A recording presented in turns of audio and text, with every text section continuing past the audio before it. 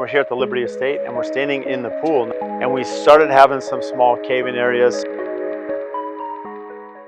Now, something you're going to see that's a little bit different than most of the swimming pools that we've dug and installed on our projects is you're going to see that we've already installed shotcrete behind me. So working on any project, it's imperative that we have a good soils report. So one of the mandatory, we call it SOP, standard operating procedures, that we have a soils report on every project. This really allows us to have an accurate bid as far as excavation and the site work involved in every project.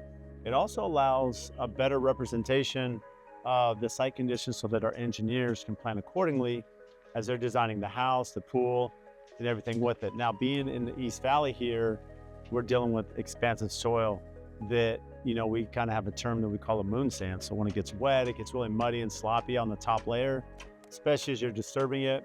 And so, as we mentioned in previous videos with the house, we're going to over excavate, recompact. So we're going to take some of that bad soil out that's expansive and bring a new clean soil, and then it allows a better compaction for the house itself. Well, here at the pool area, we're digging down so deep that you're really exposing that expansive soil that's very loose, and you can see that around. I mean, we have certain parts that are pretty broken up and choppy. As you see here, you can see some of the cracks. So as we're working through this pool, again, you always want to plan for the worst, expect the best.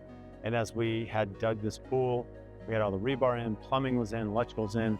We were just getting ready to finish the shotcrete of the whole basin here and have it all done and ready for the next phase. Well, unfortunately for us, as you see behind us, this is a pretty steep drop. This goes down just over 10 feet in the swimming pool.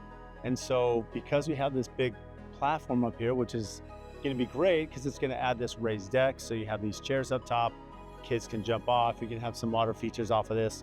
Well, it's a straight face fall there with that expansive soil. So as that was dug, again, it's different than digging a basement. When you dig a basement, you're going to shore that and step that back. When you have a swimming pool, you have small setbacks to typically the property line or the side of the house, or in this case, we have the retention base on the side. You don't have a lot of room to really stagger this and stair step it down into the pool. So you have a straight drop, a straight face there.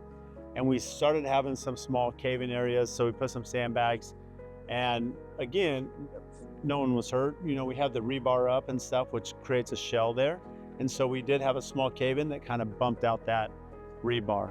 And having known that, the solution was, preemptively, we thought that it would hold long enough in that short time frame to get this all completed, but we ended up coming back, and you can see we did a shotcrete behind me, behind the rebar. And what this did is this holds up the wall. So working with our engineers, we came up with this solution to come in, shotcrete the face of this. That creates a stable environment now that everything can be held up, come back, repair the rebar, have everything finished. Right now they're just working on the plumbing and rebar, just making sure everything's tied in and exactly how it was before the small little cave-in.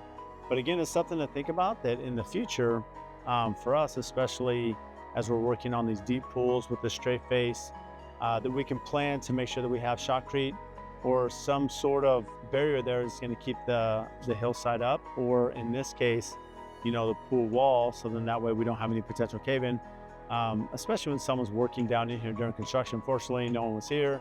The shell was built. So other than replacing some of the rebar and plumbing, there wasn't a whole lot of, issues as we're working through this pool. So again, safety first, something that's really important to us at AFT, and now a solution to combat that soils report. And in the end, it's going to be great. We're just about there. We're going to have this, the shotcrete complete on the interior, and we're actually going to be installing the stego mat and the rigid foam underneath the slab. So that slab is going to be poured here in the next couple weeks as well. So it's time to go vertical with the ICF.